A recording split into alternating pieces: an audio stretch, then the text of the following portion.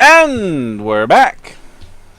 Welcome to No Direction, the Pathfinder News Reviews and Interviews podcast. I'm Ryan Costello. And I'm Jefferson J. Thacker, also known as Param. We are, 10 days away from 2017. And so 2016 probably won't be remembered as the greatest year for Pathfinder, but it will definitely be remembered as an interesting year. And so, Param, as is the tradition around this time, we are going to look back at the highlights, the low points, and the quizzical moments of the year gone by. Mm-hmm. Now, there's definitely a few. Well, when you start to think about the highlights, there's only the one big highlight, isn't there? I would say so. I think that a lot of this year was just kind of bunkering down, anticipating 5th edition and how that would affect the market. Mm-hmm. And based on ICV2's ratings, Pathfinder has been a strong number 2 for the entire time, basically since 5th edition came out.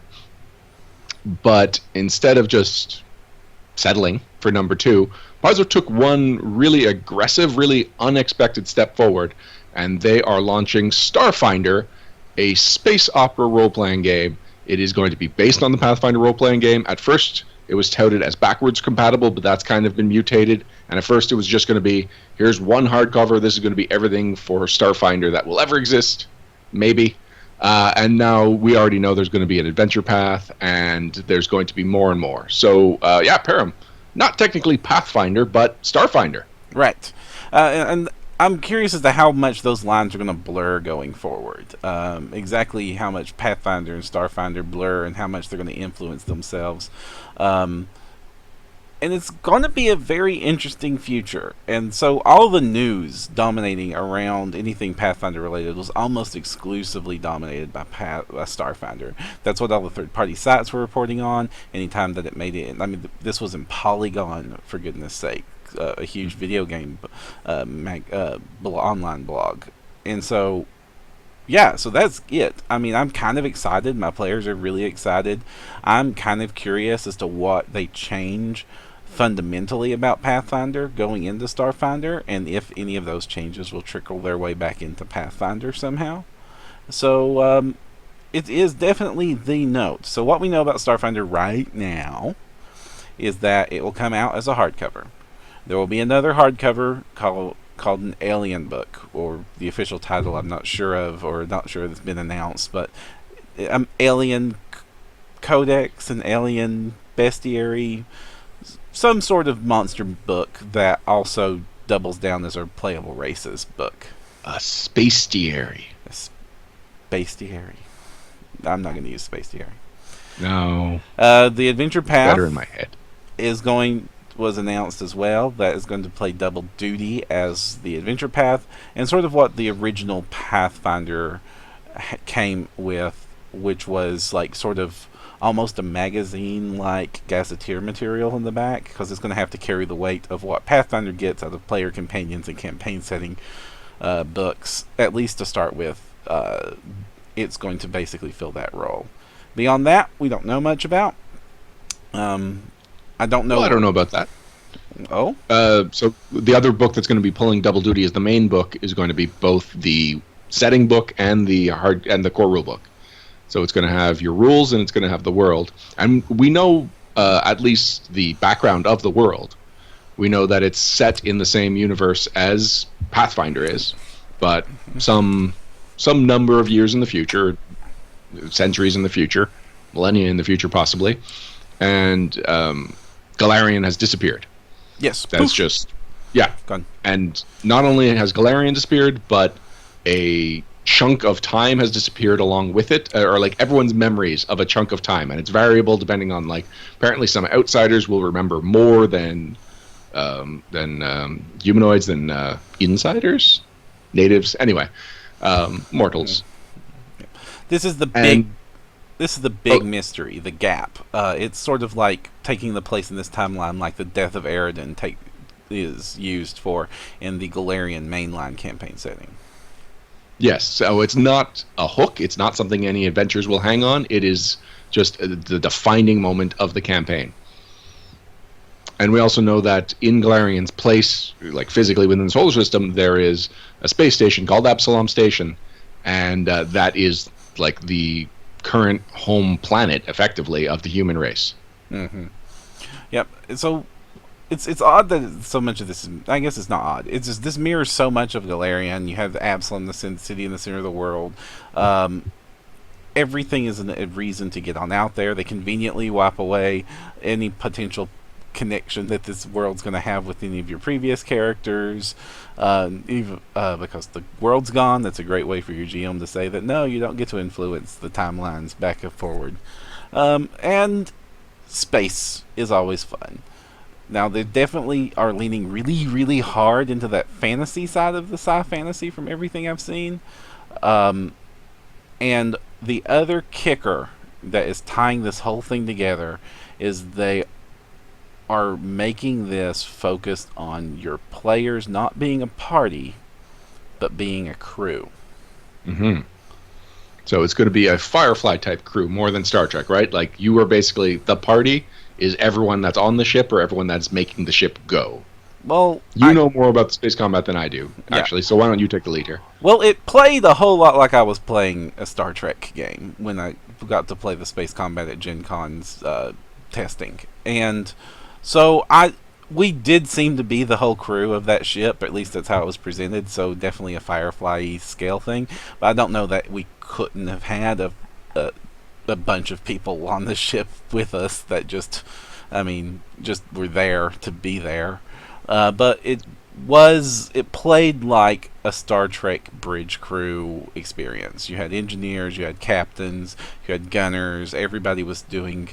You had the pilots, and everybody was doing something to affect the playstyle we all thought we were benefiting. We all thought we had a hand in it. That part was very well designed, and it was using skill checks for everything. So I still have no idea how on the ground Starfinder plays, even having looked at the Starfinder character sheet. In chat, Cryptwalker said, "So help me if I see guys with hands of blue, I'll shoot them on principle." That's probably going to be a good bet going forward, unless they also have blue everything else. I mean, don't shoot every blue alien. That might be a mistake.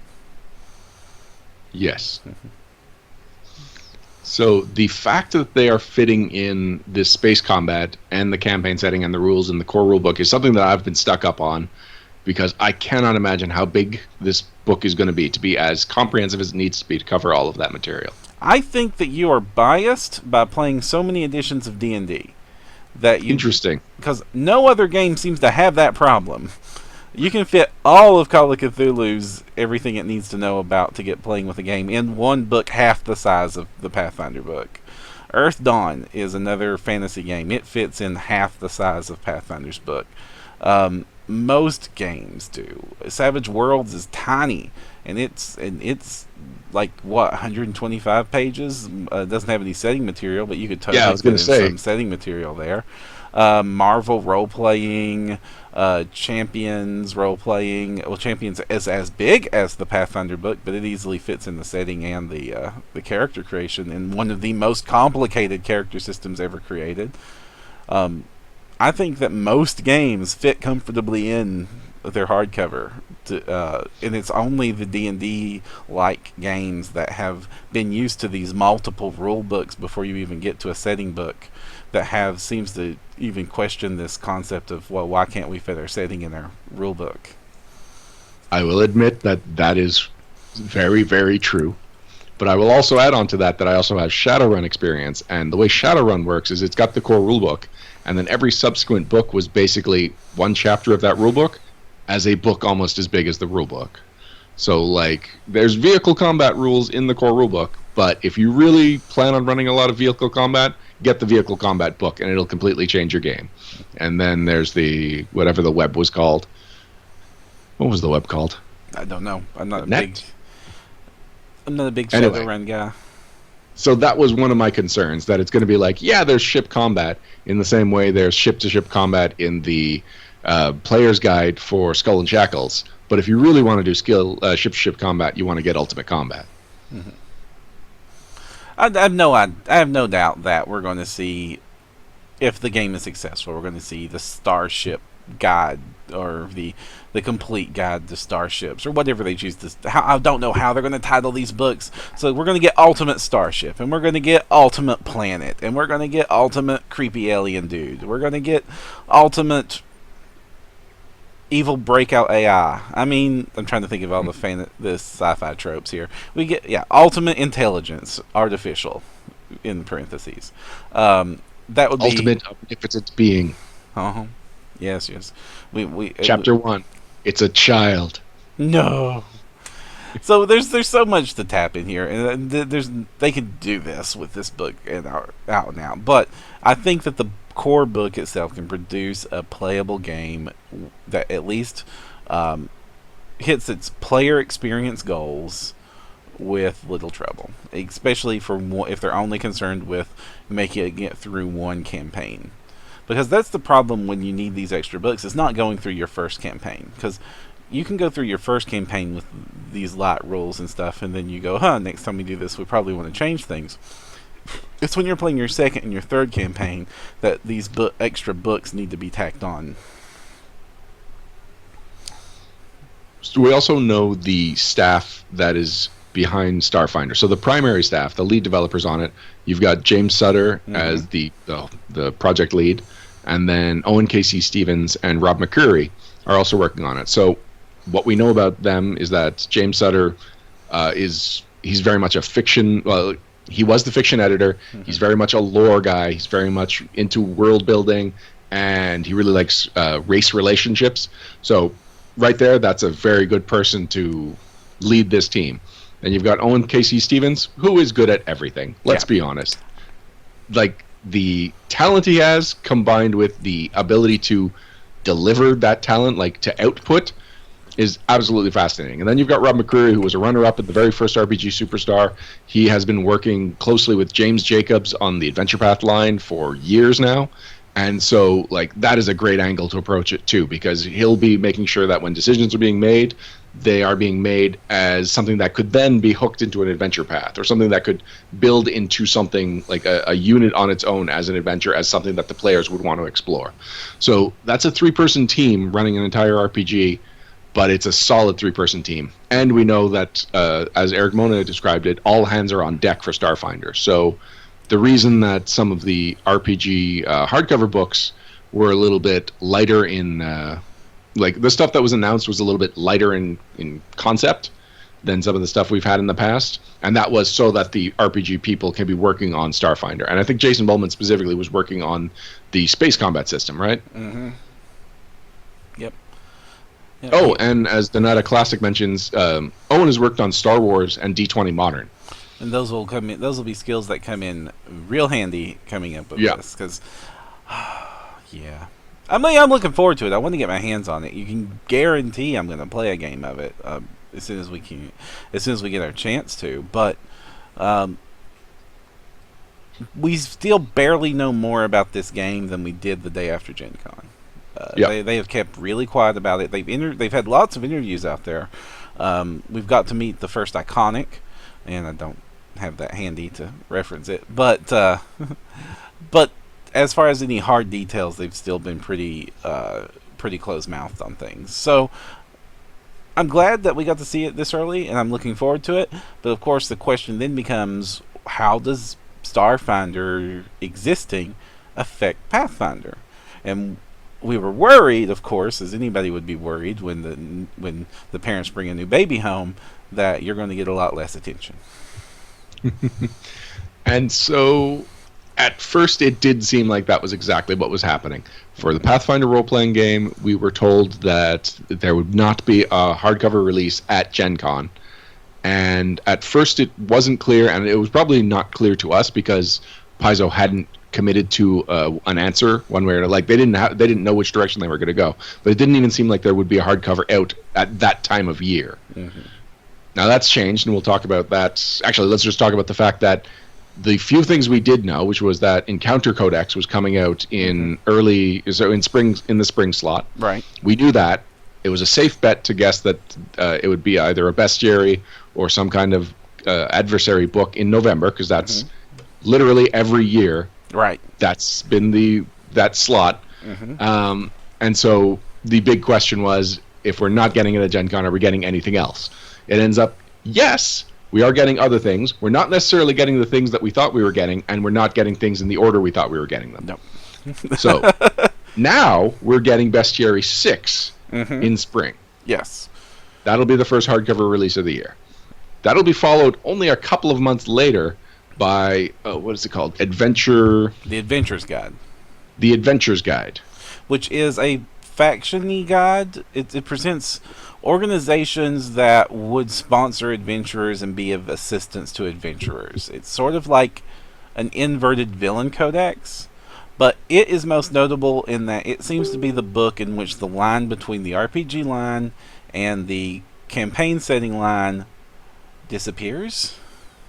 Yes. And honestly, from what we know about this book, if, like, let's compare the Advanced Race Guide to Inner Sea Races. Right. I can see why one of those is an RPG line book and one of those is a Galarian book, a campaign setting book. If somebody told me there was also going to be a campaign setting version of the Adventurer's Guide, I have no idea how it would be different from the RPG version that we're getting. Right. And so there won't be. And I mean, I've said for years, I think that the line is something we shouldn't have. I just don't think that's I've disagreed. And you will continue to disagree.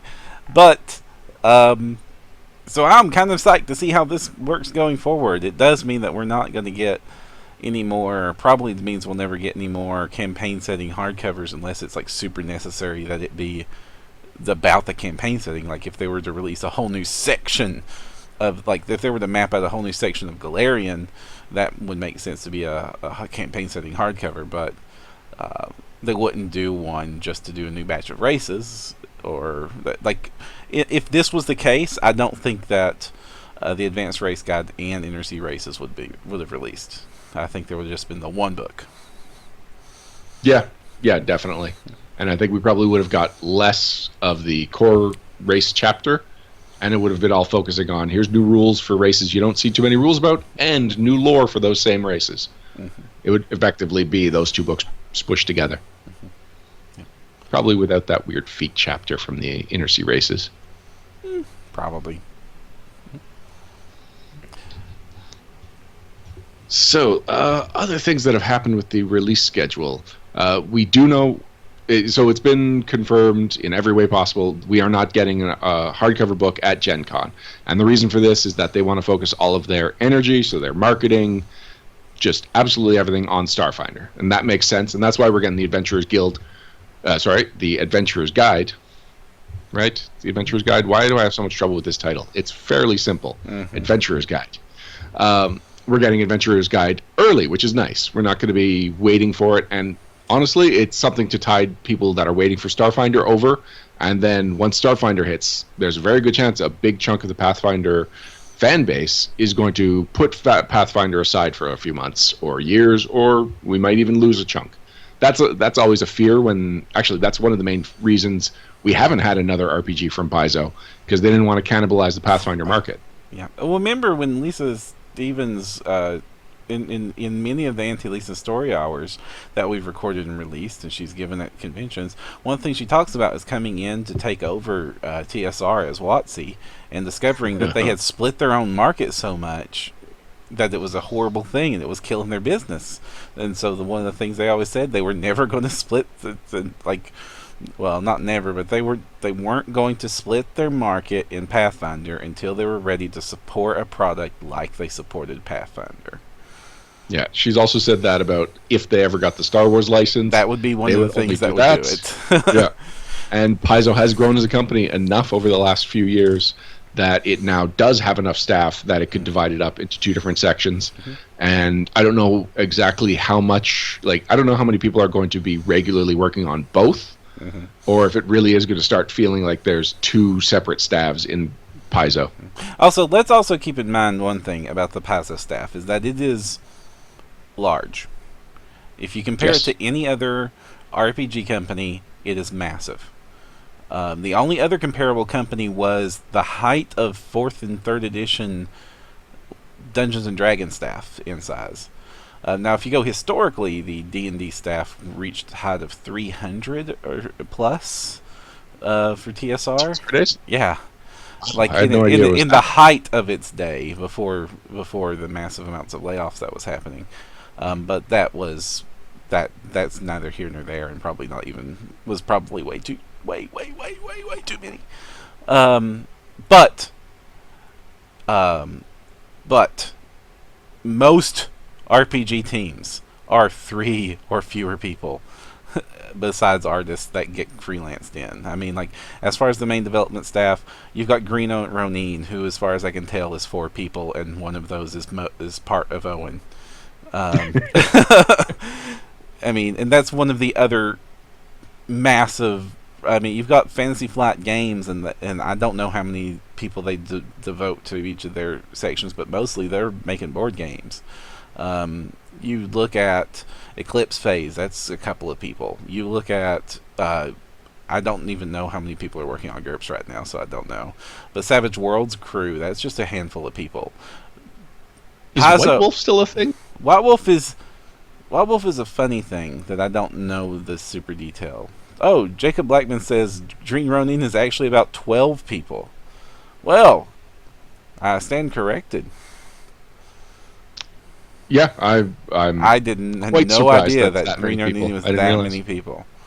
In fact, when you said 4 people, I was like, I can think of 3. All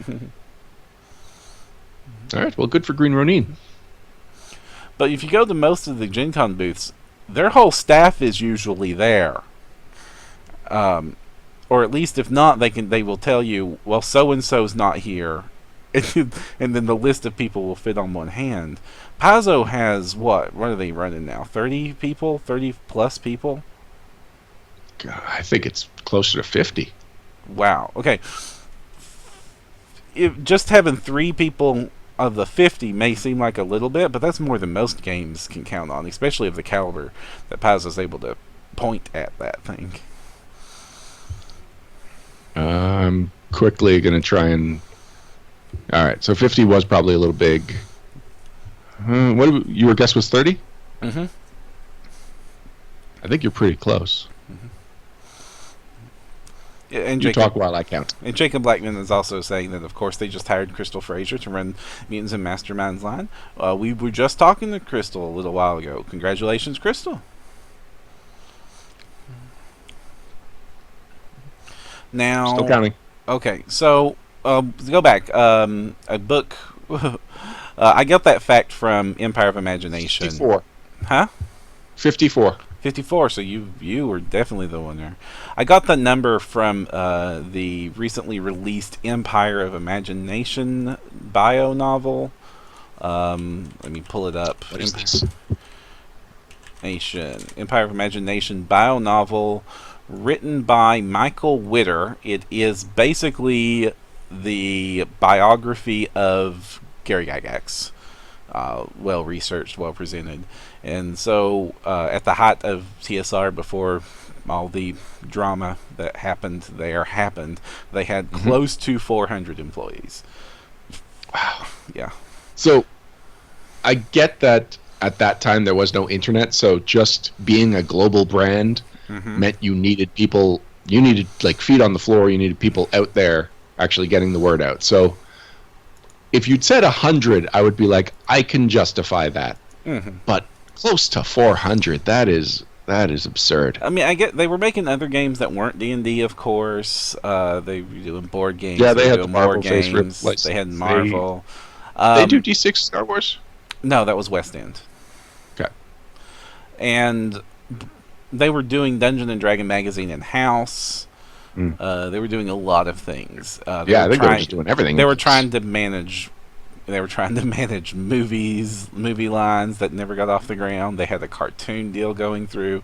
They were doing branding left and right, and that height of 400 was right at the bubble bursting period. So, yeah, the Star Frontiers wannabe pulls out. Yeah, that is also true. They did a lot. But of course that was untenable, and then it crashed hard, and then of course just a very few short years later they had to be bought out. Perrin, we've drifted a little further back than 2016. Yes, we did. Sorry about that. No, I'm okay. I'm like, wow, we we really went off there, hmm but that's fine. But it was Um, relatable. It was important yeah, to no, know. I can follow the dots of how we got there. Yeah, yeah. All right. But it's also like TSR kind of laid out the groundworks and didn't know what they were doing, if I'm being blunt. Yep. And people, like, the reason that Lisa Stevens knows how to run Paizo is because she saw what TSR was doing. She saw them releasing box sets and selling them for below cost without a market plan that this would be a loss leader. They were just selling these things below cost. They were just losing money because they didn't know what they were doing. For- And it's more fascinating or anything that they got as big as they got without knowing that you don't sell something below cost. Well, I just don't. It was like the person setting the price didn't know the cost to know to set it any better. Yeah. Ugh. Or what they were considering cost wasn't factoring in all the things that were actually expenses going towards these boxes.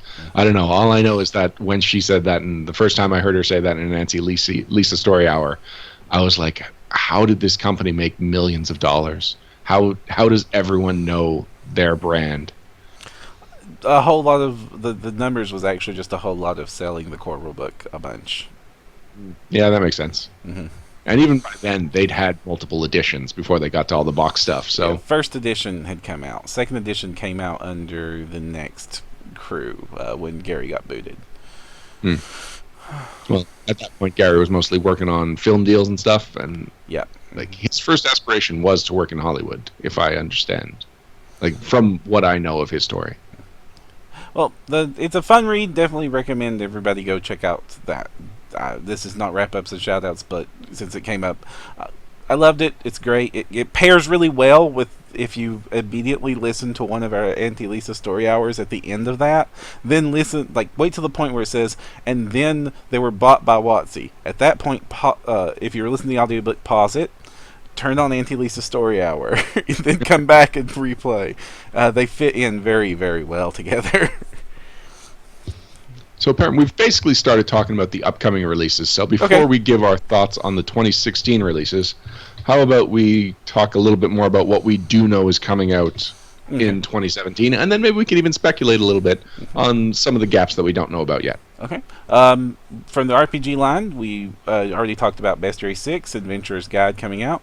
Also, the Villain Codex box. So the pawns are still doing strong. I can see why. They're probably one of the best things to happen to gaming. Love the pawns. Keep making them, guys. Make as many as you want. I will buy every one of them.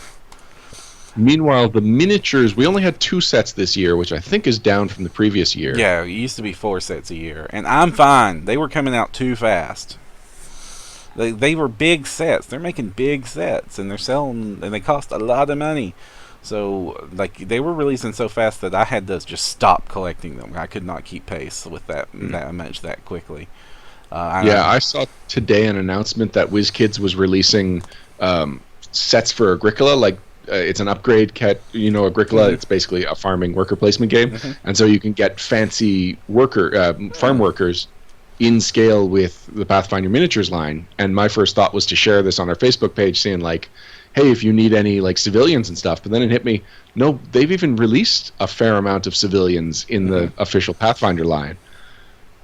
So I didn't share that, Param, but now I'm sharing it with you and everyone listening. Yeah, it still sounds like a cool thing because at least then I can buy a whole bunch of things I know are civilians.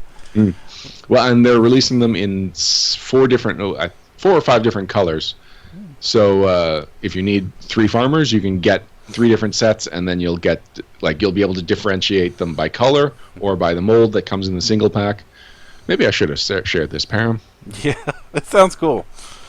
Now, on to the campaign setting line.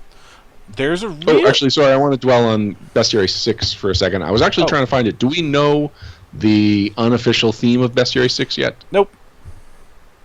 All right. 6th Bestiary. There we go. We do know that there's going to, according to this thing, it's going to have Archdevils, the Horsemen of the Apocalypse. Let's see here. The Archdevils, New Animal Companions, the Horsemen of the Apocalypse, and Krampus. Krampus. And intelligent oozes, which I guess is going to make Crystal and Adam happy, because they were talking about how there's just not enough oozes in the game. And I agree with them. And I am baffled that you three can agree on that. We need an ooze AP. That's what we need. I'll give you an ooze AP would be different and could be a lot of fun. Mm-hmm. But man, I don't see how we need more oozes than we've already got. We have so many oozes. And it's such a simple creature type. It's an ooze. You've got the intelligent ones. You've got unintelligent ones. That's it. It's basically if your stomach was a creature. I just want more reasons to use Jell-O at the table. It's true. You could have edible oozes. Now, for the campaign setting line, we have one of those oddities that stick out here with the release schedule wonkiness. We do know that in January, we're going to get Qadira, Jewel of the East, which is great. I like more info about Qadira is great.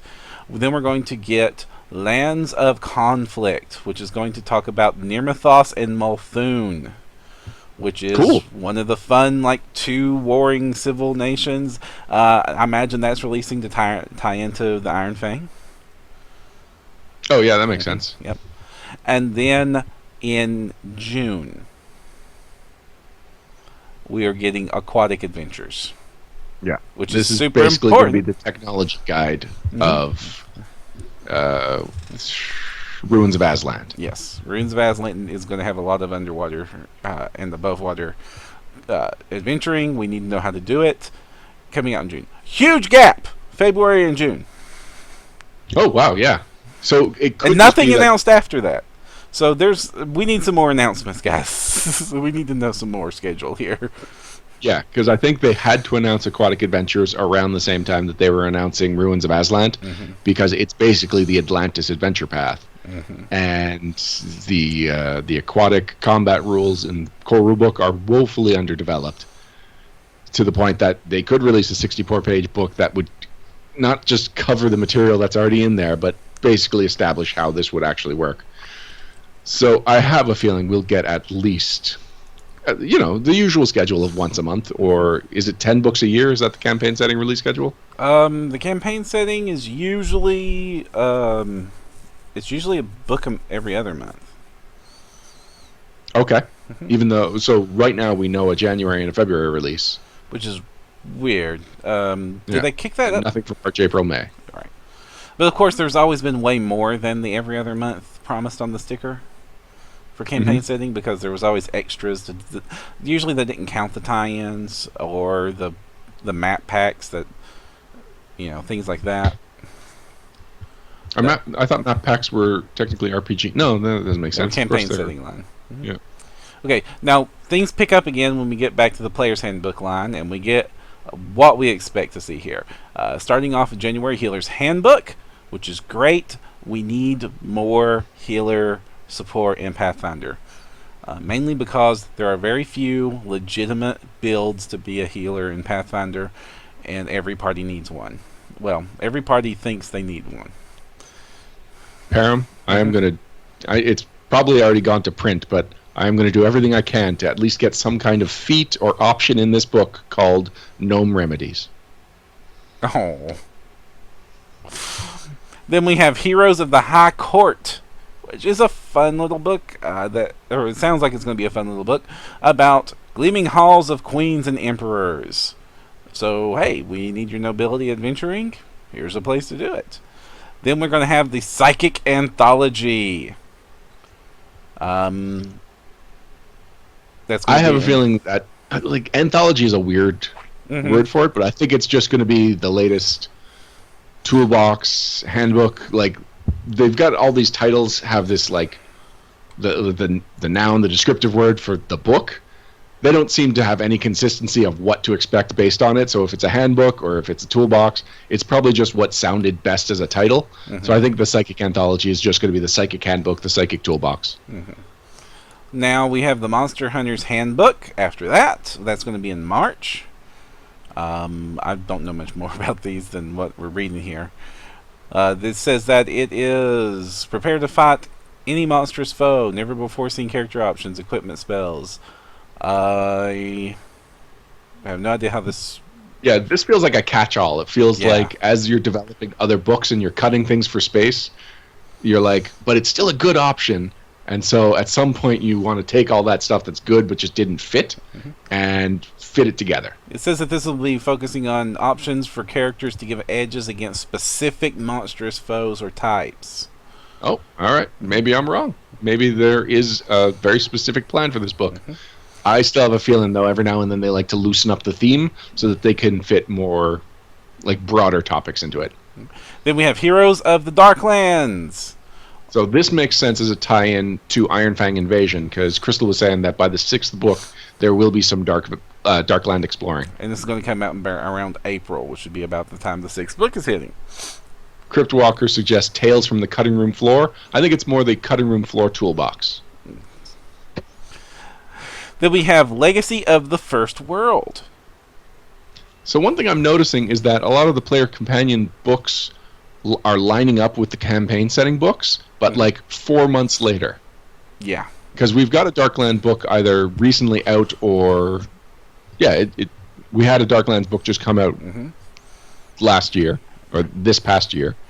And we've got the First World Realm of Fey is out now. Yeah, that was and last here we month's have book. a Darklands player companion and a First World player companion. And then we have The Adventurer's Armory 2. Yeah, the rare direct numeric sequel to a book that's already been released That for the is player in the companion. bestiary. Yeah, basically. No. Yes, other than the 3 volumes of the Books of the Damned. Yeah, Is but that what those they were called? announced all at once and released back to back to back, and that was meant to be one complete thing from start to finish. This is the first time something's had just a legit normal sequel that isn't a bestiary. Yeah. So They've said specifically, Adventurer's Armory is one of the only books that they went back to for a second printing on a player companion book, and it's inspired Ultimate Equipment. yep, it's so the best-selling I'm just- player's companion book. Period. Yeah. Yep. A lot of that is that it was the only rule book available when the core rule book launched. Is Adventurer's Armory that old? Yeah. Wow. I know that there was a Cheliax book out at around that time. I forget if it was campaign or player companion.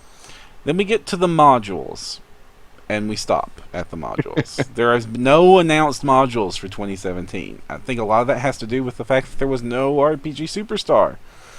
Yep. I'm curious as to the future of the modules line. Are there going to be more modules that are standalone? Aren't there? That's just the kind of questions that come up when you see absolutely nothing announced.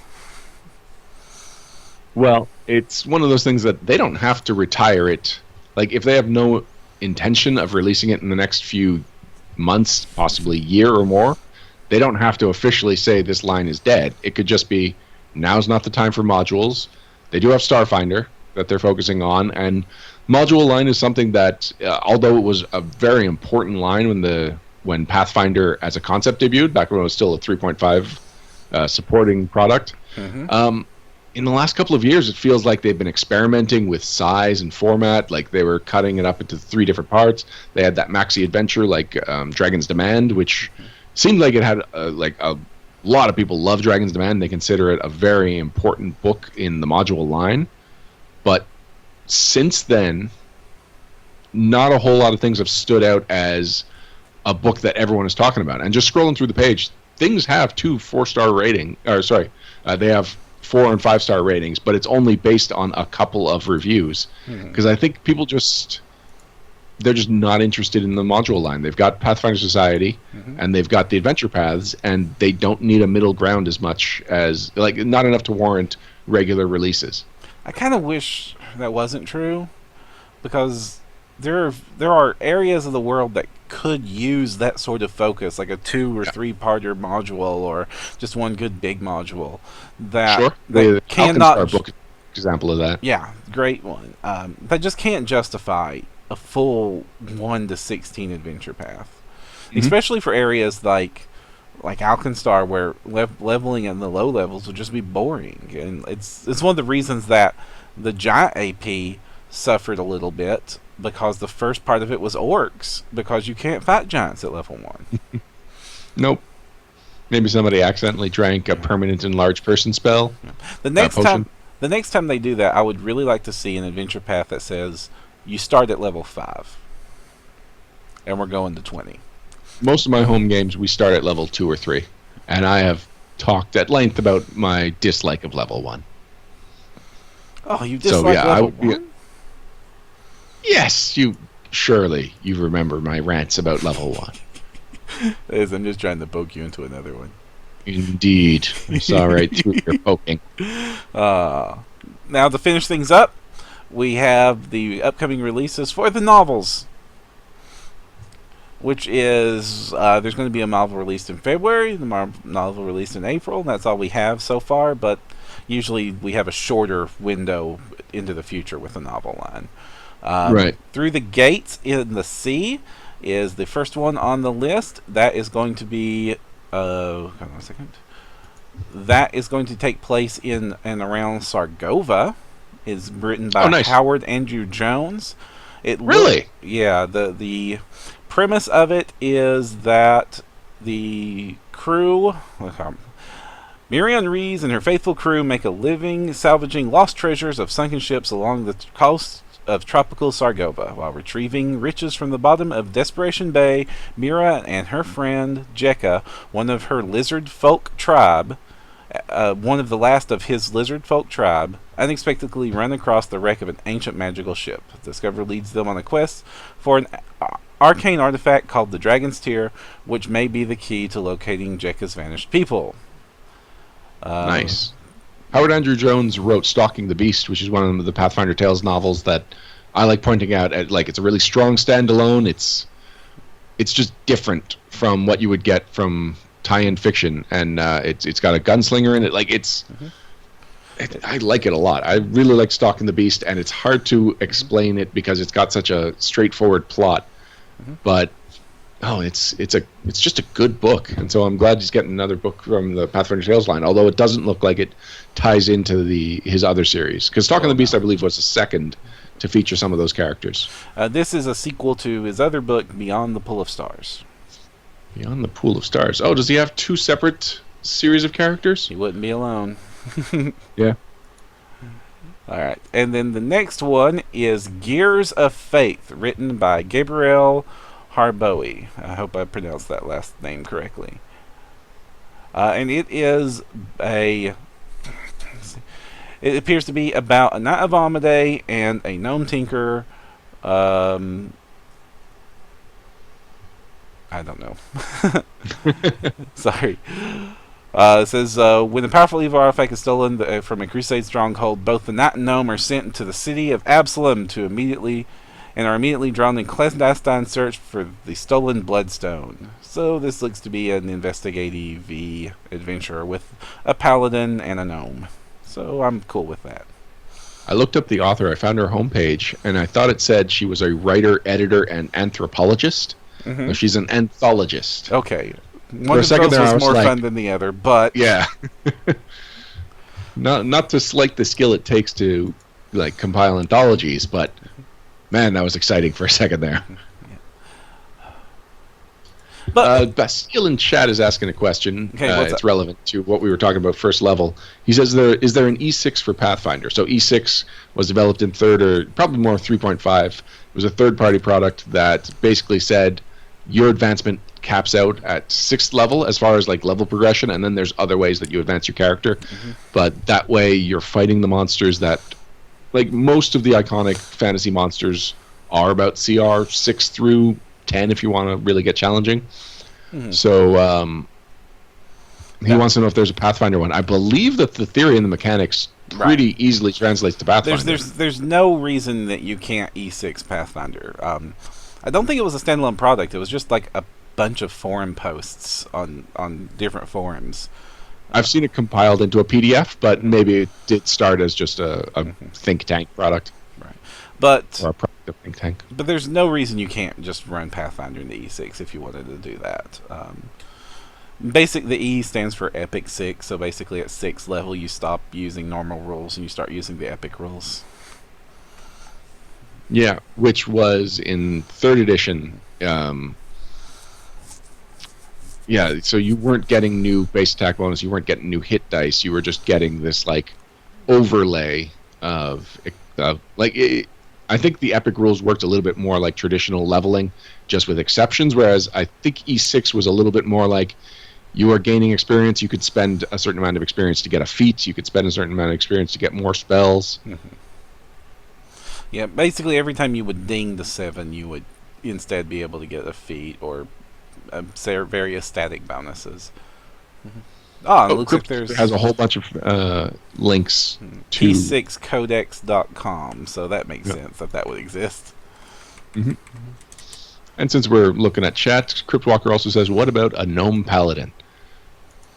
It would work. There's no reason not to have a gnome paladin, but I know in the gnome handbook or guide to gnomes, whatever the title was, there was a character in the back who was like the tea kettle knight, and his helmet was shaped like a teapot. So basically, picture a metal teapot, now hollow at the bottom and put it on a gnome's head. That was the art for that. And I think he was a fighter. I don't think he was a paladin. Yeah, I can't think of an example of a gnome paladin, but mechanically it would work because you get the bonus to charisma, and that's really important to paladins. And so you could go a different route than being a 2-weapon fighter paladin, or not a 2-weapon, but a 2-handed weapon fighter paladin, and find I'm trying to figure out a fun way of building this character so that you still get to do all the cool paladin things, you just do it in a gnomish way. I think a gnome paladin would work. I don't see any reason that wouldn't work. There's nothing. You'd be mounted, so your slow speed would be negated. You don't have to be mounted. No, but I would be. Yeah, if Alex needs a week off from an iconic design, maybe I'll put together a gnome paladin in honor of Cryptwalker. In fact, I'm going to take a note that it was Cryptwalker's suggestion so that when this does happen, I'm not like, I don't remember who said this. All right. So that brings us to the end of what we know about what's coming out in 2017. So that does leave us a little bit of a few things we could speculate on. Would you like to spend a little time taking some predictions about what?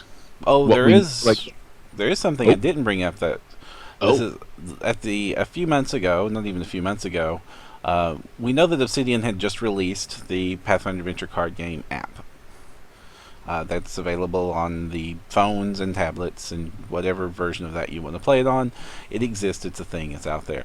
But then these last few weeks, they started releasing a schedule after they just released their newest top-down isometric RPG, which was a survey to interested people.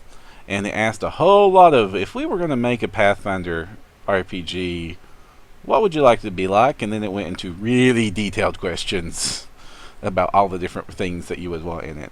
So now we might finally have a ray of hope in the future of a Pathfinder traditional computer RPG being announced and coming into fruition. And if it's Obsidian doing it, they've released some great RPGs in the last couple of years.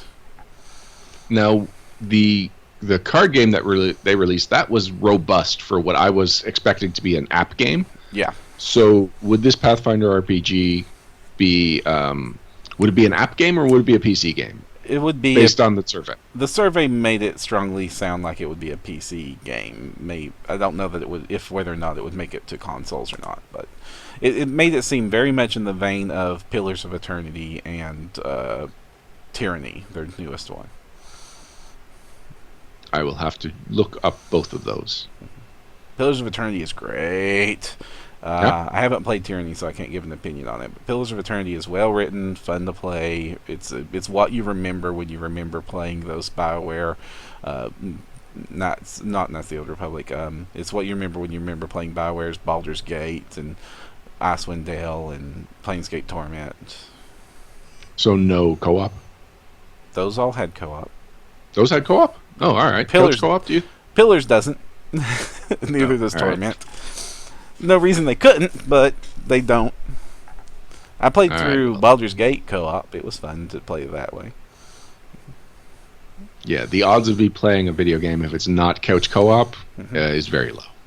Oh, it wasn't couch co-op. Well, then.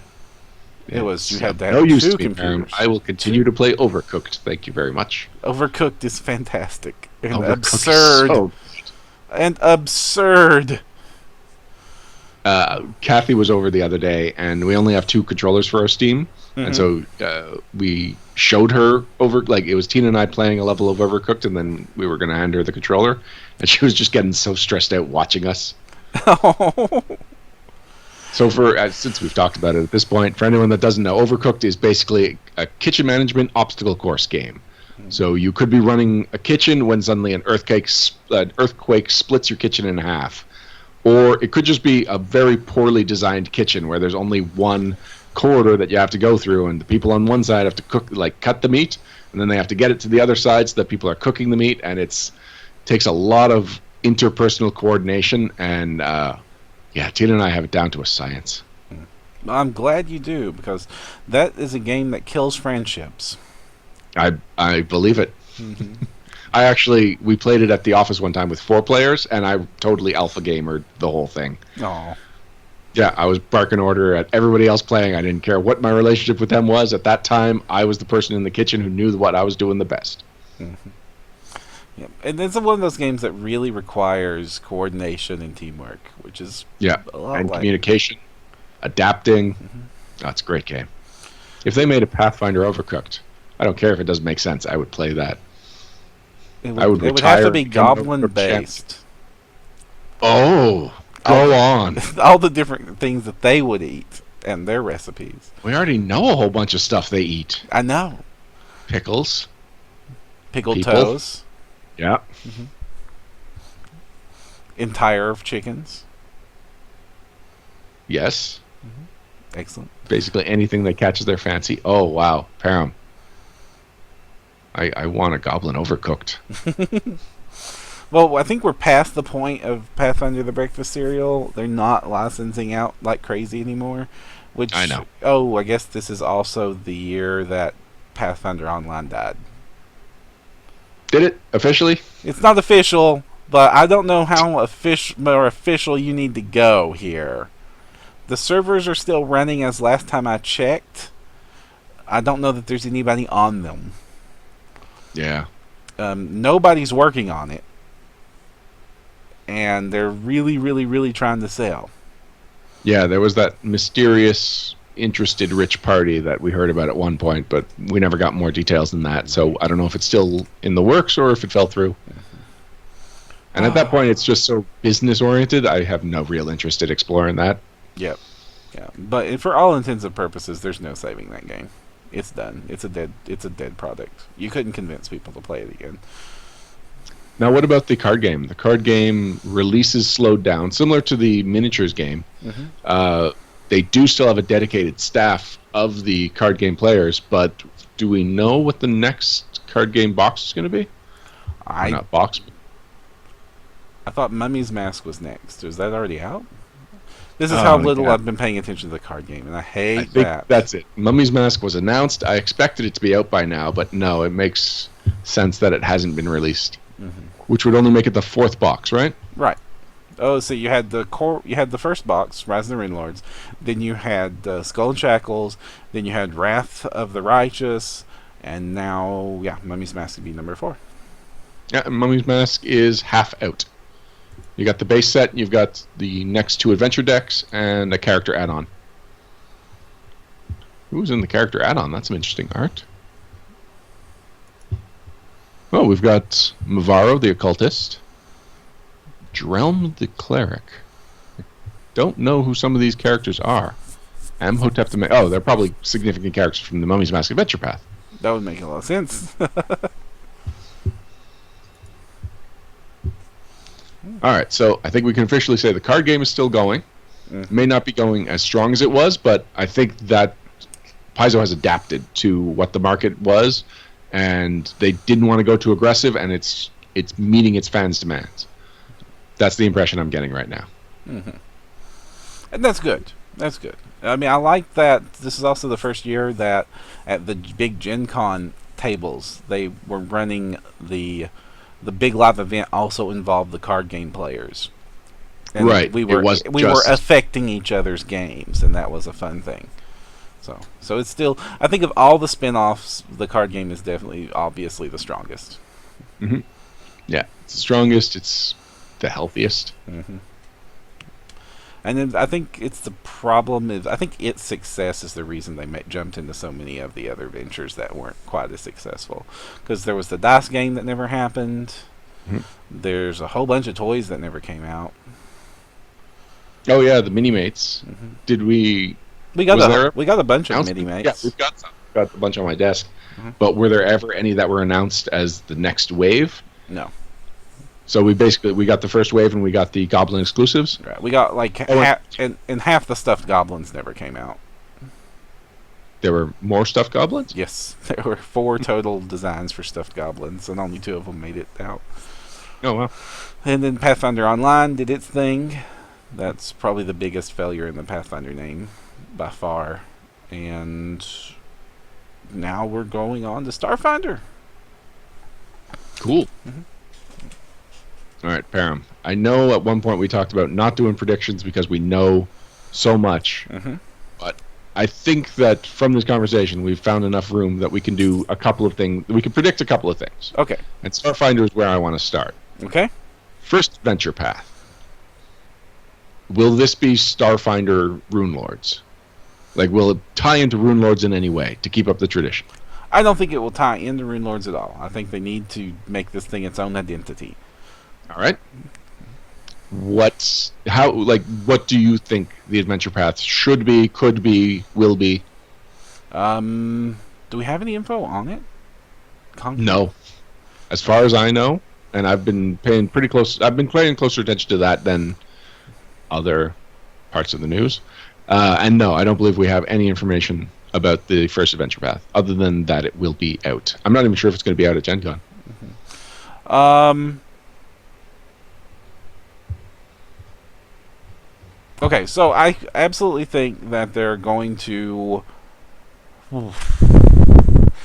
I think the closest thing that they'll map this to will be Reign of Winter, where it'll be a Planet of the Week type situation. There will probably be some big MacGuffin that loosely ties it all together, and this will be focusing on this volume you're on this planet, this volume you're on that planet, this volume you're on this planet. You'll probably be a group of small outlaws on a spaceship. That's it. Justin Franklin does confirm that the AP was announced for Gen Con. Right. We do know it's going to be released at Gen Con.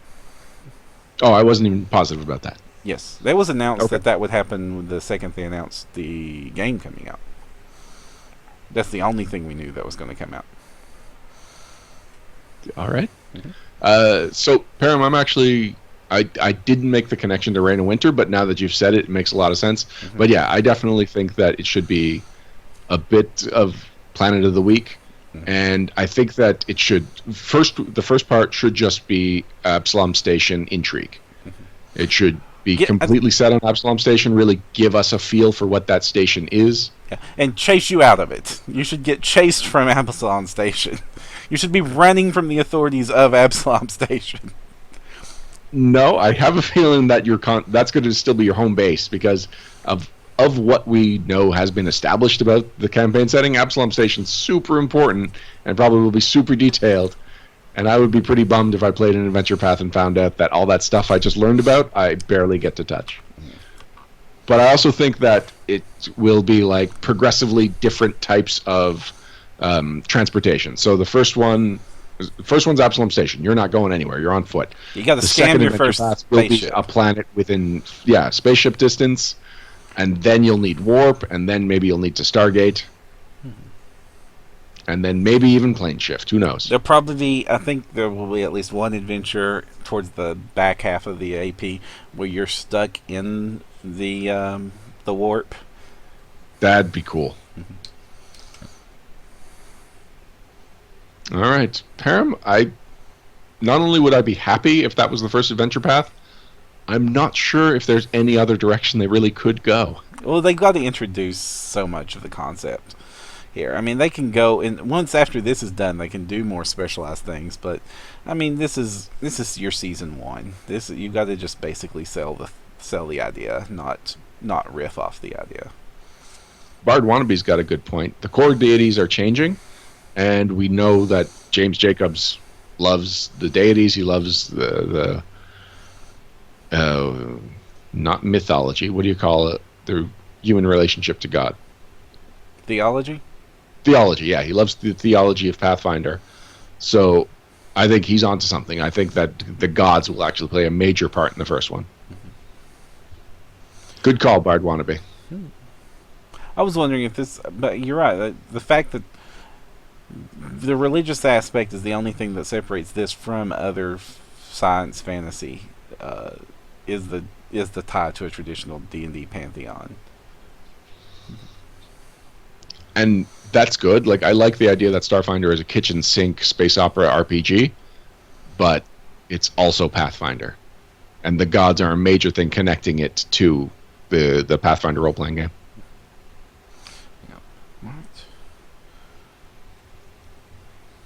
All right. When we had Eric Mona on, he alluded to there being another campaign setting hardcover.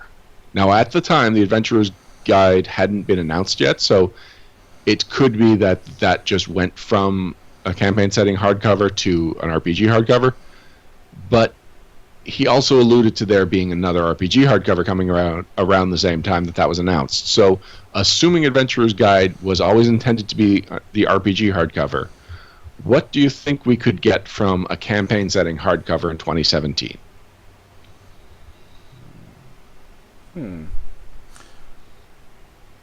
Keeping in mind that as often as we've thought the obvious thing would be to tie it into Starfinder, anytime we've asked, we've been told flatly, no, Pathfinder is not going to be releasing things to support Starfinder. Okay. I want it to be the afterlives of Galarian, or whatever. Oh, that's cool. Yes. Because we know about the Outer Realms, let's go inner. Oh, that is very cool. They have barely touched on that. Mm-hmm. And characters die constantly. Can you imagine the cover just being like the Friesma Spire right there, and like seeing the ridiculous amount of detail going all up? Yeah, that's what it should be. That's what I like. Wow. Mm-hmm. So, even though I just made that whole rider about Starfinder, my only prediction was going to be the solar system. Mm-hmm. But screw that. I just love your idea so much, Param. Because I would love. Don't you want to start a campaign where you start off dead? Sure. Okay. Yeah. All right. I can see the appeal. Maybe even tie. It would be cool if like this could tie into like the whatever AP happens next. We could have a whole AP of being dead. Right. Level 1, you're a haunt, and then you've got to become like a poltergeist. You've got to possess somebody. And no. Those only apply if you're dead and trying to manifest. No. This is dead through the realms of the dead. You're just going to be normal characters with some differences. Yeah, like Ghostwalk. But Ghostwalk was all about interfacing with the real world. Mm-hmm. Yeah, I always liked Ghostwalk. I never used the rules, but it was a book I enjoyed reading, and it is gorgeous. Yep. It's one of my favorites. I've said that several times on the show. So yes, I want Pathfinder's Ghostwalk, darn it. Because the realms of the dead are very interesting in Pathfinder. I mean, we were just talking about the Books of the Damned and how interesting. Like, there's a reason I like Damon so much. Is that book sold me on it? All right, yeah, that is very cool. And dark, really, really dark fantasy is a popular thing at the moment. To see the entire Dark Souls series. All right, final thing that I want to predict. We do know there's still going to be a November hardcover release. Mm-hmm. At least I think we still know that. Who knows? 2017's Bestiary 7. Off of me. Yeah, so It's not going to be a monster book, most likely. Bestiary 7. It's not going to be that, and it doesn't even sound like it's going to be Encounter Codex, which was announced. We got all kinds of product detail, and then we were told, no, they could do better. So it's something that we may see in the future, but it's not something we should expect in 2017. Which means that we've got a slot. What are we getting? We're getting that dwarf book. A hardcover RPG book dedicated entirely to dwarves. Maybe tangentially related to dwarves. Okay. Underground adventuring. All right. So that could kick off like an entire environment series. And so it wouldn't be like Dungeonscape from 3.5. It would be like just hollowed out locations and yeah, all right. I can see enough content there. Well, see, they'd be like, you see, it's like we have Ultimate Intrigue, and we had horror adventures, and these were like styles of play. This would be Ultimate Spelunking, which is not a style of play. Yes, it is. Like caving, exploring caves and dungeons and underground things, and having to survive. Like it's one of the most common things done in the game, with some of the least rules available to support it. I mean, how much do you have to bend your brain when your players have to sleep in a dungeon? Not. Why do I have to bend my brain? Because of all the random encounters? Like, how are they just not? Yeah, how do you ever get to sleep in a dungeon? In most Paizo dungeons, especially. Oh, sorry, yeah, dungeon. I was still thinking an underground cave, but no, like somebody's home, basically. Yeah, basically, you're a deep home invader, explore you've this. killed their guards, and now you're taking it out break. Let's get Monty Cook in to guest write this thing, and just go all out for it. All right. Now, Param, normally my prediction has been for the skill-based book. We finally got that book with Ultimate Intrigue. Right. And so I can no longer make the skill-based prediction. So,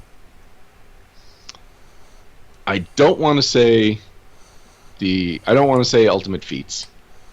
I think we're going to get something a little bit meatier after Starfinder is done, because yes, November's only a few months after Starfinder releases, but they'll actually have been working on that book from halfway through the year. So, I'm going to say like Ultimate Companions, and it's all about animal companions, familiars, eidolons, phantoms, and giving that kind of option to characters that don't already have it. How about Ultimate Leadership? Oh, okay. Well, no, I still like Ultimate Companion. Oh, no, now that just sounds like a buddy. All right, Ultimate Leadership. I definitely see room for leadership in my concept. Don't know which of our titles is better or if either of them are actually good. I'm leaning towards neither. Ultimate Leadership. Now, Ultimate Leadership sounds a lot like Ultimate Intrigue. Ultimate Familiar. Also, I would like more archetypes for animal companions and familiars. I know they're not technically called archetypes, but if it's something that we've touched on every now and then in Player's Companion line, I think we could just blow that up. We can go all out and have like different versions of familiars and different versions of animal companions. I would like to see nautical adventures. Okay. Half of the Pathfinder novels are about nautical adventuring. Boats and sea and stuff is something that actually requires a lot of specialty rules and stuff. And so if we're going to put so much of a focus, let's do it right. And like the Ultimate Combat just was not enough material there for vehicles to make that workable. You know what would be great? If we had more vehicle rules, but for like single piloted things, so like the motorcycle of Golarion. And that way we can have like the speeder bike chases, but in Golarion. That sounds like something Starfinder will happen. Oh, yeah. All right. All right, then I don't need to have it in a fantasy setting. It could just flat out be a thing that happens in Starfinder. I agree. Tying into something that Crypt Blocker here said, and with one of the things I was hoping for, what if we had Bestiary Unchained? Ah, I know that you have been loving the idea of applying the Unchained monster rules to all monsters. But not just that, you are all monsters. Oh, Monstrously okay. adventuring. So, what was the name of that book? Savage Species. So, like Yeah. a Savage Species type book. Okay. He's saying dragons as players, characters, is what Cryptwalker76 says. And I'm all on board with that. I mean, the Council No, of the there's Worm was still- a fun one. But Pathfinder is still differentiating itself from Dungeons and Dragons. In fact, it now has to differentiate itself from a whole new audience of Dungeons and Dragons players. And coming in and having playable dragon characters, that's just become a D&D thing. Do you disagree? You can't play dragon characters in 5th edition. Okay, well, You can play lizard men that breathe fire, but you can't play a freaking dragon. what about the dragon scales? The dragon. There were definitely dragon people in 4th There- edition. Yeah, they're lizard people that breathe fire. They don't have wings. They don't be very dragony. They, Yeah. yeah, But are they still a core race? they're a core race. Well, But they're not what when you say I want to play a dragon, you don't say I want to play a kobold. You want to play a dragon. medium-sized kobold. Yeah, Jacob Blackman's referencing in Company of Dragons, a great book from Rat Publishing that makes this very much possible in Pathfinder. Dragonborn. That is the name of the race that I was talking about. Yeah. That is the Dragonborn. I mean, I'm not going to bash them. They did some fun things with that race, but that's a very specific thing you want to play. That's not the same as playing a dragon. When you want to say you're playing a dragon, you want to be large, fly, breathe fire. I've got tails. I sleep on gold. Kingdoms and princesses bow before me. But if you want to play a dragon hybrid, which wasn't that part of what you were just pitching about Savage Species? No, For Pathfinder? No, be not at all? monsters. Be monsters, not be part monsters. I think that's specifically something that the Paizo staff has said they don't want to do. Did I break Param? No. All right. Well, I think we've talked enough about what could be coming in 2017. Let's finish up talking about 2016 and talk specifically about the releases that did come out that we looked over and how we felt about them. So we had 3 hardcover releases for the RPG line this year. Ultimate Intrigue was our spring release. It was that skill-based book that I'd been saying I have been predicting for years. It introduced the game to the Vigilante, which is the Batman fantasy class. And it was supposed to be a great partner release to the 2 Hell's Adventure Paths, Hell's Rebels and Hell's Vengeance, in that those were both very urban setting books, and this was very urban friendly, like urban exploration friendly book. But I was only okay with Ultimate Intrigue, and I was specifically disappointed with a lot of the mechanics in it. It had great advice. The second half of the book is really solid, but it's not what sold me on the book. So, and I think the biggest disappointment is that I'm playing Hell's Rebels, and anytime I'm considering new options for my character, who is a high charisma, she is the leader of the rebellion, I have not picked a single thing from Ultimate Intrigue, and I have very rarely even considered something for a future character option from Ultimate Intrigue. I like a lot of the crunch in Ultimate Intrigue, but mostly from a GM angle. I mean, the research rules alone make a genius, and is something I love very much. So you seemed surprised that I was only ho-hum about Ultimate Intrigue? Yeah. I thought, I mean, like, the character options are kind of weak, and they really lean mostly towards use of the Vigilante, and there's a few gems in there, but like, the rest of the book, and from a GM's angle, is just solid gold. Yeah, GM's angle, it is great. It is just not what I want, what I need that book to be right now. And the Vigilante, I still don't know. I've actually even considered dipping a level into Vigilante for my Oracle of Bones, which may sound strange, but it's actually what's naturally been coming up in the campaign because she's really focused on not being traced back to her because their headquarters right now is in an ally's place of business, and she doesn't want to compromise that ally.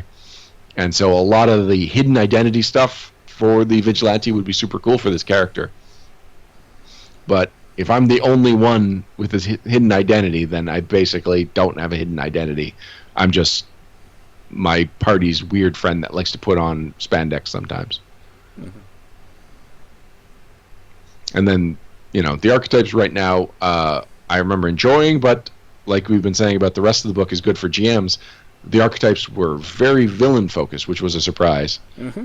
And this was a GM book. The Villain Codex, in that was a book that I went in like, as a GM, how am I going to use this? Very well. As a player, can I use this? Yes, very much. I much prefer the Villain Codex player options than the Ultimate Intrigue one. In fact, the two, it feels like just content from the two books should be rearranged and divided up again. I know obviously they weren't developed in conjunction. It's just it's so strange that Ultimate Intrigue ended up being so much more of a GM book, and Villain Codex was even in any way a player book. Right. And a good one. So many good options and core options. Alex's feat that lets you shoot, what was it? You get to put away your weapon without provoking an attack of opportunity? Was that the feat that he made that I was like, why wasn't that in the core rulebook, and how has that not been in the game until now? Like the fact that such a blueprint feat could be in their like 25th hardcover book and not even a player focused book, it caught me off guard and it blew me away. Villain Codex. Mm-hmm. And in between those two books was Horror Adventures.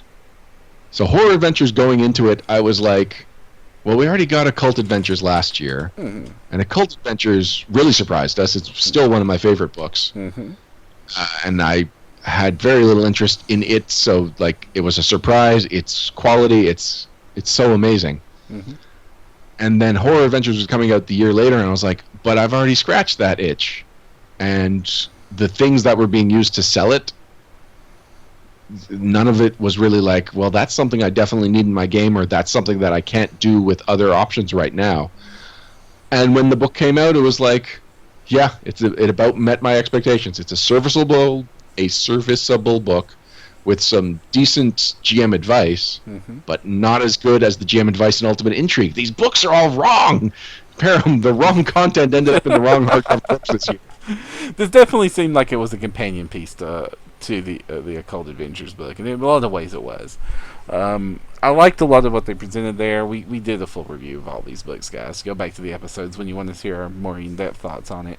Overall, I was really happy with it, except for the corruption rules. I just think the math is off on those, just at a fundamental level. It's just a straight.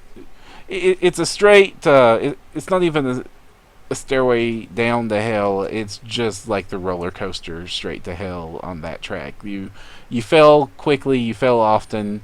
The math just, and it was a 3-step process, right? Yeah. Like it made it seem like 3 strikes. Well, I guess it is 3 strikes are out, because no, it's really like you start with a strike, and then once it's like the gaps between the strikes. So you only have 2 failures before you're at the bottom level, and then you have no more character.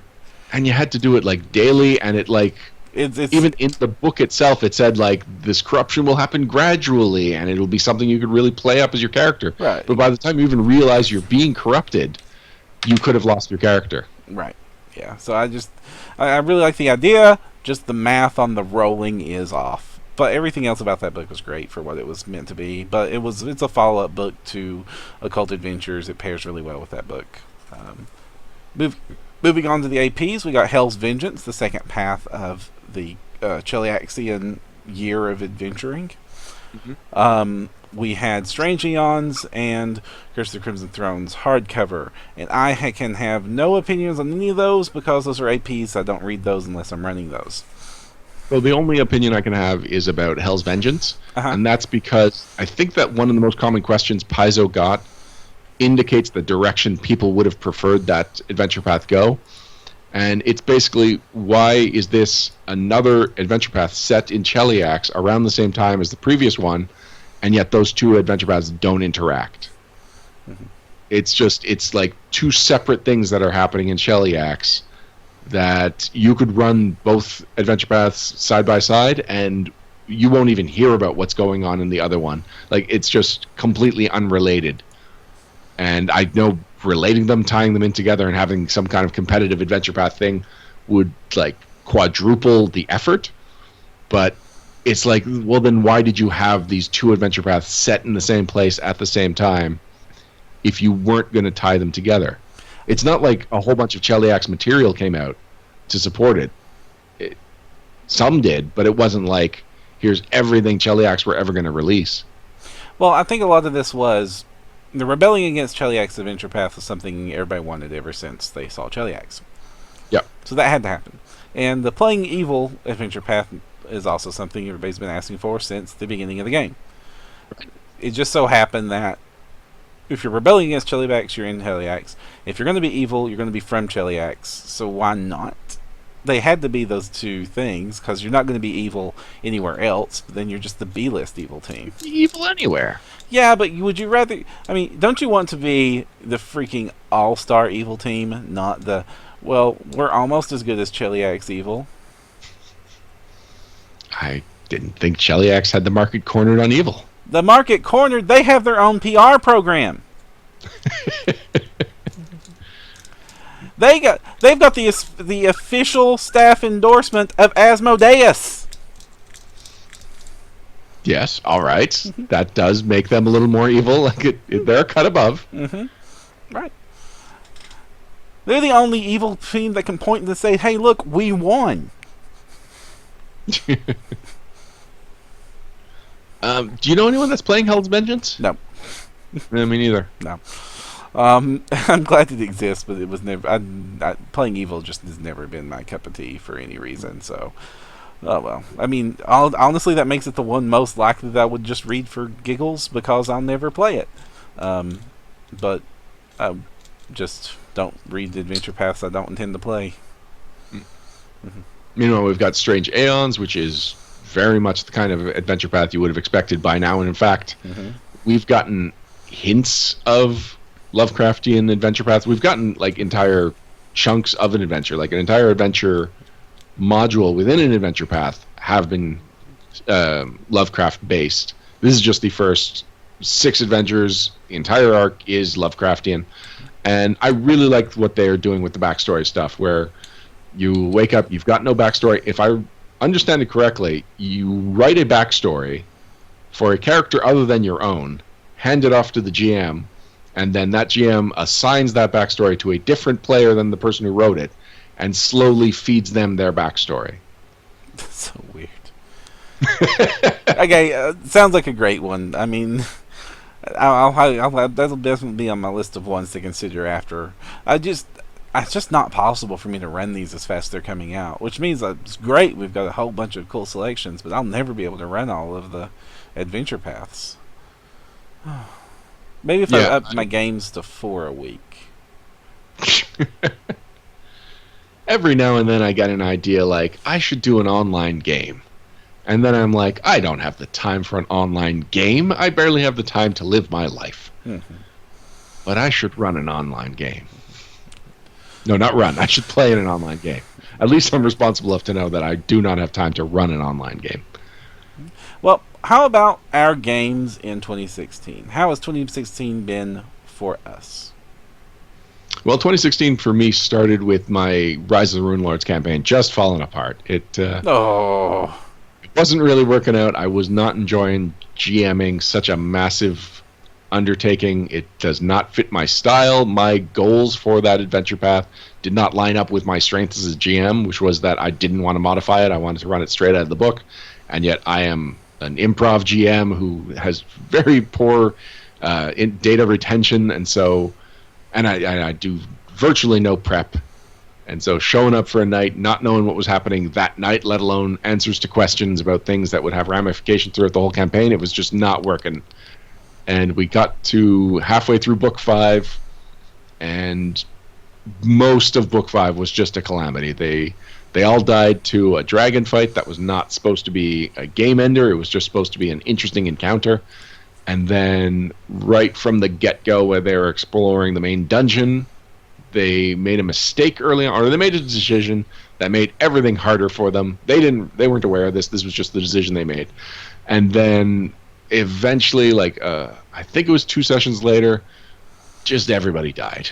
No. And nobody was too upset. People liked the novelty of being in an adventure path and failing and not completing the adventure. It's not something that's ever happened to the group before. And I'm not disappointed, because I do have a better understanding of Rise of the Rune Lords, and therefore I have a better understanding of Pathfinder and the Pathfinder player base because of this shared experience we now all have. But my chunk of the experience was not great. Well, I hate that didn't go well, especially getting so late into it when it fell apart, because it's always a bad thing when it falls apart right at the end. But, yeah. I mean, right before that, and this was technically right before 2016 for me, about the same time yours was falling apart, my Rise of the Rune Lords, we didn't have such a graceful landing. We just said, is anybody here having fun? No? None of us are having fun with Wrath of the Righteous, okay? We're not going to do this anymore. And then we didn't. And we started up Reign of Winter.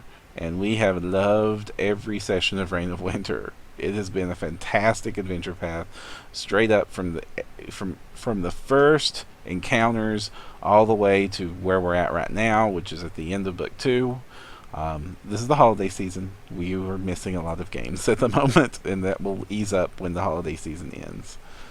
And it's just been a blast. I mean, we're dealing with a lot of the First World. We're dealing with a lot of Fae. We're dealing with a lot of creepy witch stuff. We're dealing with Irison and snow. I'm having to use a whole lot of snow terrain, so I'm using the white battle mat a whole lot. I'm glad that it's Christmas season right now, because I just went down to Walmart into their Christmas section and bought out all the darn plastic pine trees they had decked in snow, because I'm going to use the crap out of those guys. And it's been fun. I like it. I love it a lot. It's been a blast. It's also the adventure path where they returned to feeling free to be creepy again. Mm. We're talking the Nick Logue style creepiness is inserted itself here, because when you're saying you're up against witches and fairies, you need to make sure that they have a appreciation for that's not supposed to be a joke. And none of my players are under the disillusion that these are things that you ever want to joke about. These are horrible, horrible creatures that do not even think along the same moral value guidelines that you do, and therefore cannot be trusted 1 inch. I'm really happy that you, and from what I've heard from Alex, you guys are both enjoying your separate Reign of Winter campaigns, because that is an adventure path that, if I listed all the adventure paths that I could ever see myself playing, it wouldn't be on the list. Wow, I know that my players have no interest in Book 5. They have no affection for Baba Yaga, and snow is just not a fantasy setting for us. We get enough of it. We get sick of it pretty early into December. And yeah, it's just not something I'm ever going to experience firsthand. So getting your secondhand reports, it makes me feel like I'm getting to play something that I would not have played otherwise. Right now they're learning the lesson of just because it doesn't detect evil doesn't mean it doesn't want to kill us. Nice. Which is a fun lesson to learn. Also, more importantly, doesn't mean that we don't need to kill it, which has been a harder lesson to learn. Mercy does not always work in some of these settings. Well, that's what Sense Motive is for. On the PFS side of things, this is the year that PFS has reinvigorated in our region and blown up to where we're running multiple tables a week. We're looking at we're playing just more than 1.5 adventures because people are sticking around every week and coming back every week with bigger and bigger characters. We just got done running 3-7 tables, and it already looks like I'm going to need to start putting together 5-9 games for some of the characters to go into, because by the time that the 3-7s were available, it was because they got to level 6 and couldn't do 1-5s. Also, Cool. turns out that there are less 3-7s than any other bracket. So I'm running out of those very quickly. Yeah, but that's an overlapping bracket. Plus, a lot of the modules are in that level range as well. Right. Well, it's a bigger deal because I'm playing in a public space. I can't just slap a module and say we're playing for the next 8 hours. Let's get over it. Are the modules? Modules No, can you're right. get I'm big. thinking any modules I've run have been free RPG Day modules, so they're half the size of a regular module. Right. I guess I could do like Master of the Fallen Fortress. That'd be a fun one to run. It is, but it's not great for first-time players. Like, not as great as I anticipated, because it's a little bit more mechanical than anything. So it's a great introduction to the concept of the Pathfinder Society, but some of the Pathfinder scenarios that we've talked about that mix role-playing in with the mechanics, those are the ones I prefer. So I believe it was Rise of the Goblin Guild was the one that I replayed this year, because we've been doing... That's Oh, a no, I fun didn't. one. I reran it. I didn't replay it. And yeah, it is a fun one. It's a great balance of role-playing and stuff. It's got goblin NPCs. It's got Alt-Yugs! Both sides. It's got Alt-Yugs, my favorite monster. Does that one have an Audiog? I know it takes place in a sewer, but... Oh, maybe the 4-5 tier? I might be mistaking it for a different adventure. Yeah, there's a lot of adventures with goblins in sewers, honestly. Mm-hmm. Anyway, so I've been dipping my feet back into Pathfinder Society water, just not as much as I anticipated when we started up our Blind Ferret Office Pathfinder Society, because a lot of people are really gung-ho about it, and it seems like I'm one of the reasons that we're just not playing it as often as we could be.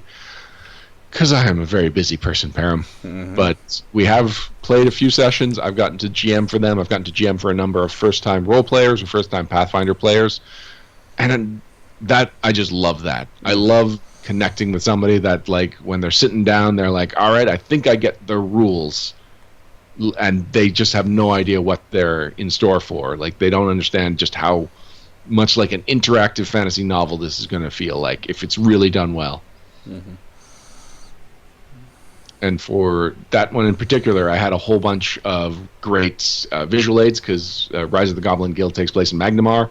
So I was busting out the comics, showing them, like, you meet Sheila Hydemark. Here she is. Here's a full picture of her walking around, walking up to somebody and saying, hello, Pathfinders. Like, it could not be a better visual aid. Like, I also have a bunch of cards that use art from that scenario, so I got to bust those out, do my little woggly thing when those NPCs are talking.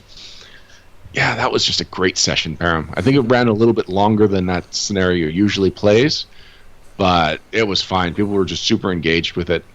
I think the first part of it ran long is what happened, which is most of the role-playing part. So otherwise, I am playing in Hell's Rebels, as I mentioned, and I think I've said this a few times now, but we're almost done book one.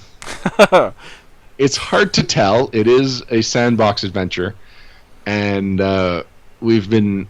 Okay, so one of the main reasons that right now I think we're almost done book one is because we've been doing the rebellion building, and so there's several ways you can do it. You can do it as just something that's passively happening in the background, and the GM is just clicking boxes and stuff and telling you how your rebellion is advancing. And then there's the crunchy kingdom building version of it, where you just sit down, you've got the rebellion character sheet, and you are making specific, basically metagame choices about what you are doing to advance the rebellion this week.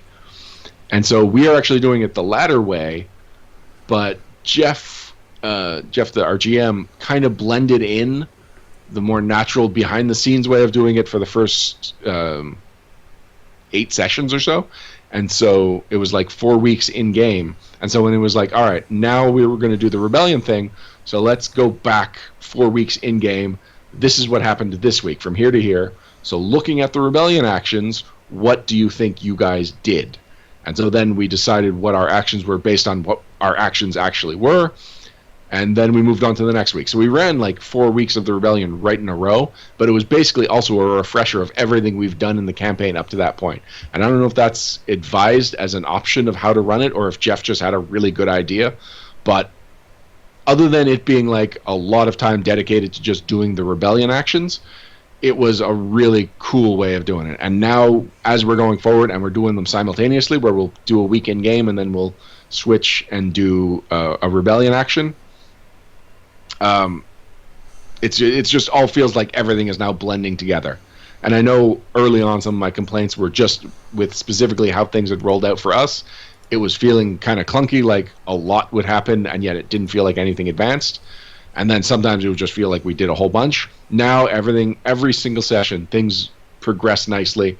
We feel like we're advancing the plot. We feel like we are in control of our rebellion. And we see how things are growing. And to get back to why I specifically think that now we're almost done book one, is that the rebellion has, I think, about 20 levels. And it, at one point, caps how big you can get at any given time. And I believe it's 5th level in the first book, and we are at 4th rebellion level. So I think once we get to 5, that's when it's time to move on to book 2. So that, and the fact that it just feels like we've explored every area, gotten all the rumors, explored all the rumors, and are ready to move on to what feels like a final encounter. So I think finally, officially this time, we are almost done book 1.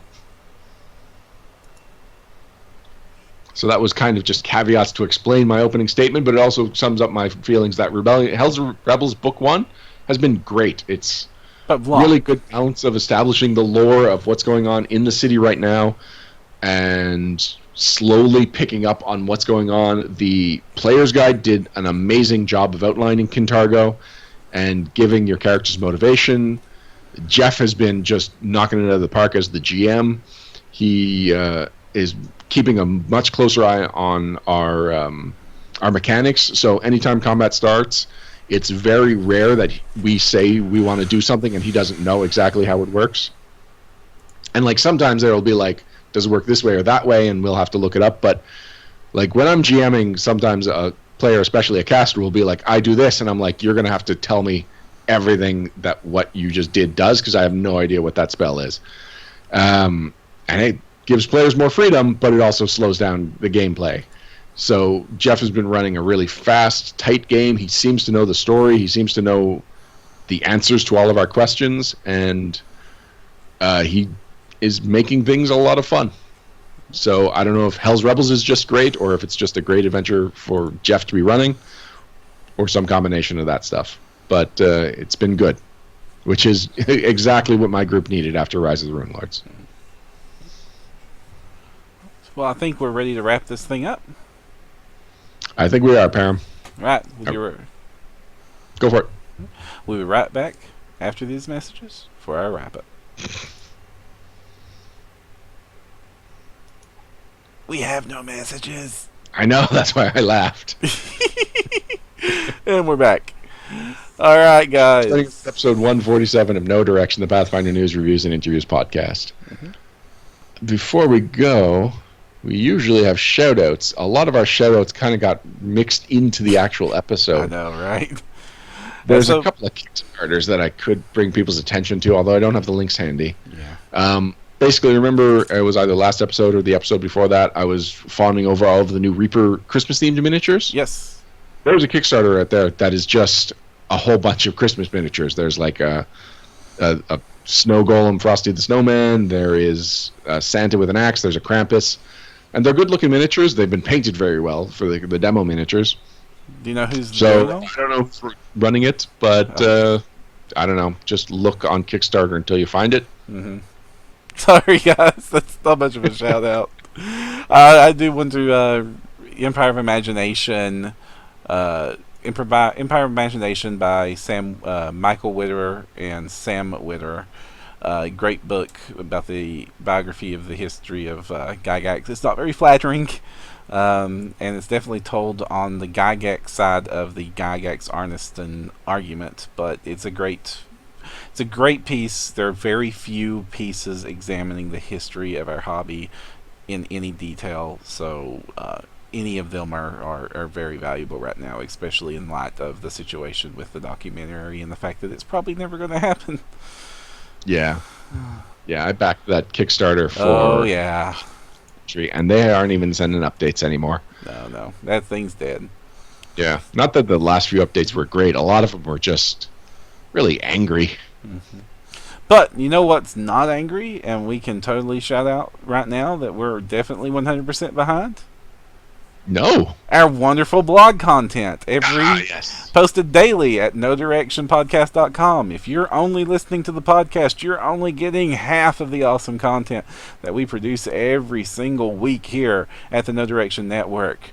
Just to go through some of our blogs this year, James Ballard just yesterday released Why Are Tabletop RPGs Still Mostly White in his Code Switch blog, which goes in depth into the reasons that minority players may not play role-playing games, and has some both from his personal experience and examining his local city and the economics of those areas. It's a really good think piece. Go and check that out. Before that, on December 19th, Alex Agunas gave us World Bending 101, Give Me That Bling Bling, which is talking about currency and money and exchange rates in RPGs, and it's fun. Also, if that excites you in the least, go check out Spice and Wolf. It's an anime that also deals with the fantasy world and currency and trading and business. It's a fun little thing that ties in really well there. Before that, Louis Loza gave us Jack the Pumpkin King, which is an interesting choice for the Christmas monster. So this was by request by me, because it is Nightmare Before Christmas. It is about a Christmas person applying, a Halloween person applying Halloween mentality to the Christmas season, and how really awkward and wrong that is. This is mostly because Scarlett discovered Nightmare Before Christmas on Netflix, and she has watched it about 15 times in the last 2 weeks. So, as with many things, I started wondering how Jack would fit into the Pathfinder role-playing game. And I was originally going to suggest to Alex to make him for an iconic build, and then I realized, no, this is more of a monster, and we've got Luis doing monster stuff. So I approached Luis, and he was like, "That's funny, around Halloween, Alex told me to make Jack the Pumpkin King, so clearly I should be making Jack the Pumpkin King." So we have Jack the Pumpkin King. CR11, by the way. I believe it. Before that, on December 15th, Monica Marlowe gave us the new Game Master's Guide Part 1. This is a really long, well-written article that goes into step-by-step what a new person to the role-playing game needs to think about when getting in started, including what books to consider. Go check it out. It's great. Even if you're an old schooler, it's always good to brush up on your basics. Andrew Marlowe on December 13th gave us Effective Character Backgrounds, which talks about not only how the character backgrounds are important, but what aspects of those are important for actual play in an RPG so that they can matter, and also the concept of revising your background as appropriate. Because none of my characters that have ever hit play were exactly the character they were in my head before they hit play. Before that, Alex Agunas in Guidance gave us World Building 101, Why Yes, Flavor Does Matter. And then also Alex Agunas in Iconic Design gave us Inspector Butt Kicker to show us that the investigator can do combat. And who am I? Okay. And finally, Anthony Lee gave us in Behind the Screens Delegations for Fun and Profit, which means that the GM doesn't have to do everything at the table, and some advice on giving those responsibilities to other players. And it was pointed out in chat by a few people now that Alex's last episode of the Private Sanctuary podcast, I say Alex's because Anthony wasn't in the last episode, it was a live recording of him running the Harrowed Character Builder. Ooh. And that is something that he's talked about a couple of times in his blog, the character builder using the Harrow deck. And so it's just like an actual demonstration of how it's done, and it's different from any other Private Sanctuary episode.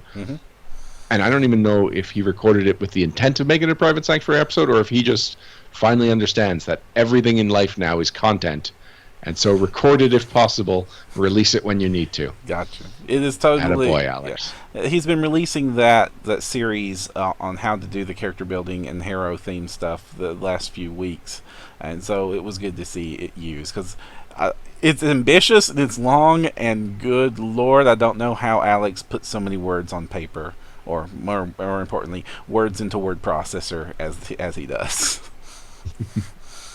All right, so that is it. That's all the fun stuff that you can have here. So until next time, which will be in 2017, actually. Yes. I don't know if we've figured out exactly when our first episode in 2017 will be, so keep an eye on our Facebook page and our website for the announcement of that. Mm-hmm. But like you were saying, until next time, I'm Ryan Costello. I'm Jefferson J. Thacker, also known as Baron. And if you want to find the path, you need no direction. Bye, guys.